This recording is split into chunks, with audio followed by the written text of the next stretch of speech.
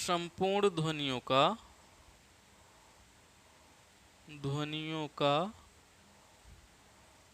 उच्चारण स्थान।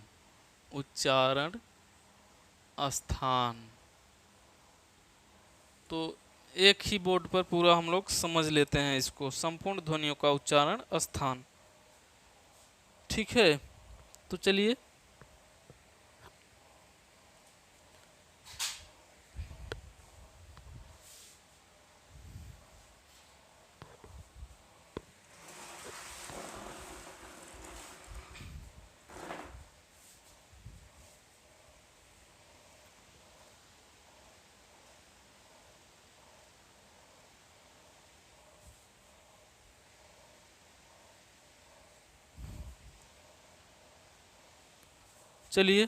संपूर्ण ध्वनियों का उच्चारण स्थान देख लेते हैं हम लोग।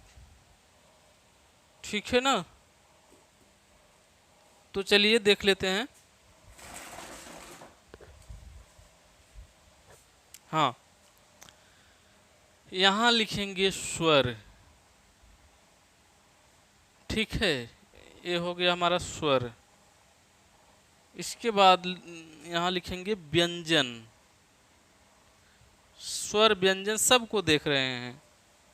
और चलिए एक विसर्ग को भी इसमें लेने वाले हैं, तो एक विसर्ग, चलो विसर्ग अलग से लिख देंगे, व्यंजन में ही विसर्ग को भी लिख देंगे। ठीक है, और उच्चारण स्थान एक बना लीजिए। उच्चारण स्थान एक कॉलम बना लीजिए। और एक नाम यानी क्या कहते हैं, किस वर्ण को क्या कहते हैं। तो चलिए देखते हैं, हम लोग इन सभी को देख लेते हैं।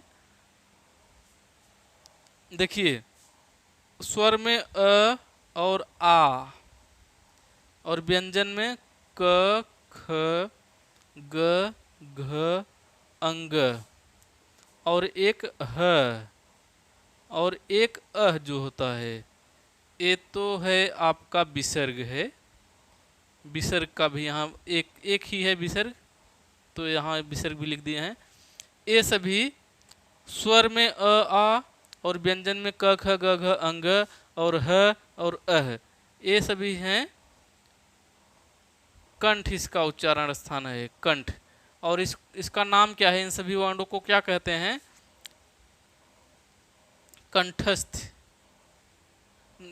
कंठ व्यंजन कहते हैं। कंठ, कंठ वर्ण। ठीक है, क्या कहते हैं, कंठ। इसके बाद स्वर में ई, छोटी ई और बड़ी ई, और इसमें च, छ, ज, झ, इय, और क्या हो जाएंगे, और इसमें आ जाएंगे आपके य और स भी इसी में आ जाएंगे। इन सबको कहते हैं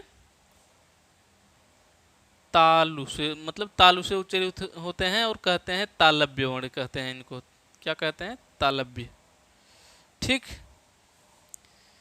इसके बाद स्वर में री को ले रहे हैं। री का स्थान तो ई के बाद नहीं है, लेकिन यहाँ पर इसका क्रम सही रखने के लिए री को ले रहे हैं, तो री को लिखेंगे आप लोग।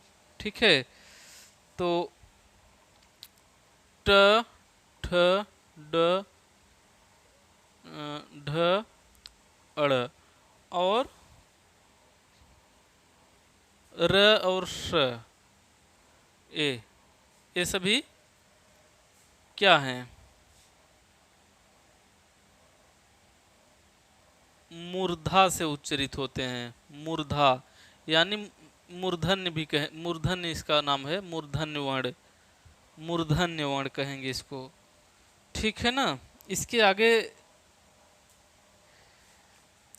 दंत वर्ण में ये स्वर नहीं आते हैं, दंत स्वर नहीं होता है, व्यंजन होता है त, थ, द, ध, न, और इसमें आ जाएगा आपका ल और श।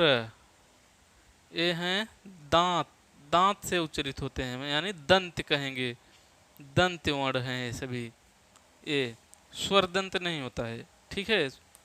इसके बाद ओष्ठ, ओष्ठ में होगा उ और उ, स्वर में ये दो हो जाएंगे। इसके बाद प, फ, ब, भ, म, ये हो जाएंगे आपके क्या, ओष्ठ वर्ण हैं, यानी ओठ से उच्चरित होते हैं। ओठ, क्या कहेंगे इसको, ओष्ठ, ओष्ठ, ओष्ठ कहेंगे। इसके आगे नासिका, नासिक के वर्ण आ जाएंगे। तो नासिक में तो स्वर नहीं है, स्वर नहीं है।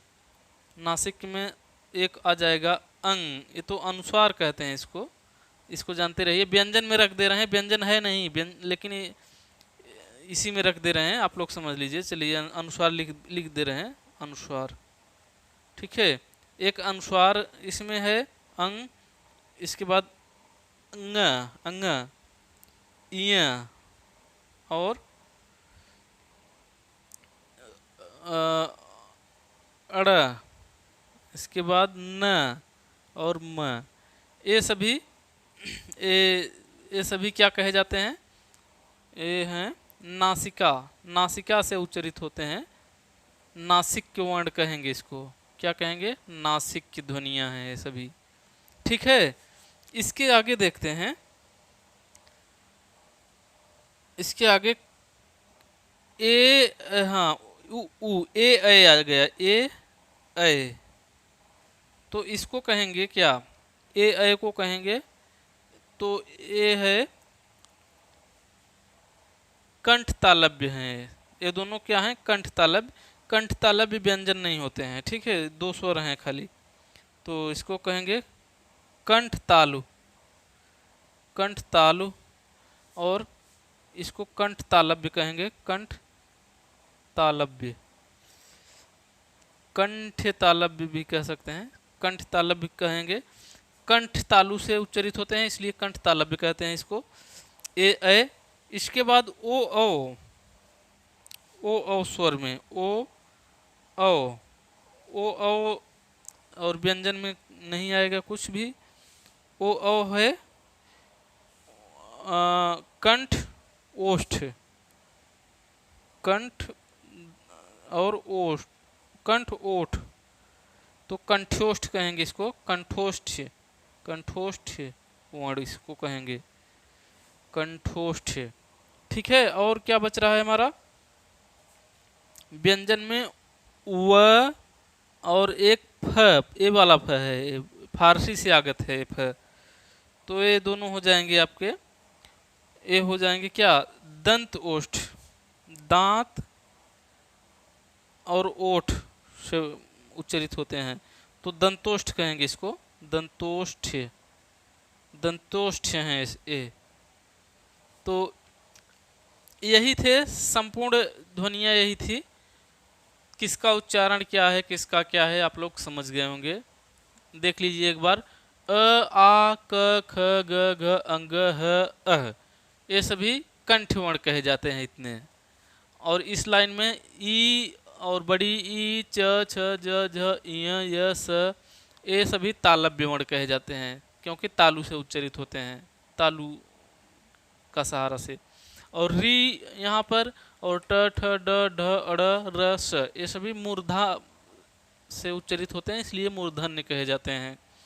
इसके बाद दंत में स्वर नहीं होता है, यहाँ व्यंजन में हो जाएगा त, थ, द, ध, न, ल और स, ये सभी दांत से उच्चरित होते हैं, दंत कहे जाते हैं।